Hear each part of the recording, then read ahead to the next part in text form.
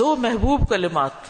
ابو ہریرہ رضی اللہ عنہ روایت کرتے ہیں نبی کریم صلی اللہ علیہ وسلم نے فرمایا دو کلمے رحمان کو بہت محبوب ہیں، زبان پر بہت ہلکے ہیں لیکن قیامت کے دن ترازو میں بہت بھاری ہوں گے، سبحان اللہ و بحمدہ سبحان اللہ العظیم۔ اللہ اپنی حمد کے ساتھ پاک ہے، اللہ پاک ہے جو بہت عظمت والا ہے۔ نفلی عبادت میں افضل عمل اللہ کا ذکر ہے، تو یہاں پر اس ذکر کی خاص شکل بتائی گئی کہ اللہ تعالیٰ کی حمد و ثنا اور پاکی بیان کرنا۔ تو جس کلام میں، جس ذکر میں اللہ تعالیٰ کی پاکی بیان کی جائے، تسبیح بیان کی جائے اور حمد و ثنا بیان کی جائے، وہ اللہ تعالیٰ کا چنا ہوا کلام ہے۔ رسول اللہ صلی اللہ علیہ وسلم سے سوال کیا گیا کون سا کلام افضل ہے؟ آپ نے فرمایا جو اللہ نے اپنے فرشتوں اور بندوں کے لیے چنا، سبحان اللہ و بحمدہ۔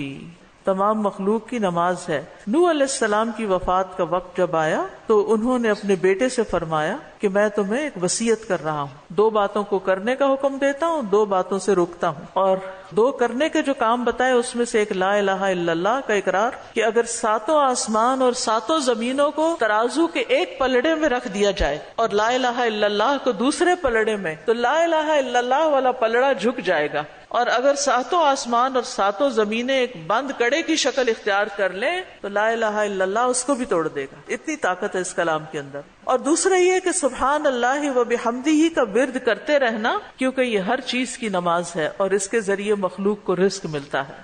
اور میں تمہیں شرک اور تکبر سے منع کرتا ہوں، یہ دو منع کرنے والی چیزیں۔ اسی طرح ان کلمات کو اگر کوئی 100 دفعہ دن میں پڑھے تو اس کے گناہ مٹ جاتے ہیں، گناہ جھڑ جاتے ہیں، چاہے سمندر کی جھاگ کے برابر ہی کیوں نہ ہو۔ ایک اور حدیث میں آتا ہے سنن ترمذی کی، جو شخص سبحان اللہ العظیم و بحمدہ کہتا ہے اس کے لیے جنت میں کھجور کا ایک درخت لگا دیا جاتا ہے، صرف ایک دفعہ کہنے سے۔ اللہ کے راستے میں سونا خرچ کرنے سے بہتر ہے۔ رسول اللہ صلی اللہ علیہ وسلم نے فرمایا کہ جو رات سے خوف کھائے کہ وہ اس کو پریشان کرے گی، اکیلا ہونے کی وجہ سے یا ویسے اس کو اندھیرے کا فوبیا ہو، یا مال خرچ کرنے سے بخل کرے کہ دینے کو دل نہ چاہے، یا دشمن سے مقابلہ کرنے سے ڈرے، تو وہ اس قول کی کثرت کر دے سبحان اللہ و بحمدہ، کیونکہ یہ اللہ کے نزدیک سونے کا پہاڑ اللہ کے راستے میں خرچ کرنے سے زیادہ محبوب۔ اسی طرح سبحان اللہ، لا الہ الا اللہ، الحمدللہ، یہ کلمات عرش کے ارد گرد چکر لگاتے ہیں اور ان کی بھنبھناہٹ ہوتی ہے شہد کی مکھیوں کی بھنبھناہٹ کی طرح، اور وہ اپنے ذکر کرنے والے کی اللہ کے ہاں یاد دلاتے ہیں۔ تو آپ نے فرمایا کیا تم میں سے کوئی یہ پسند نہیں کرتا کہ اس کے لیے کوئی ایسا ہو جو ہمیشہ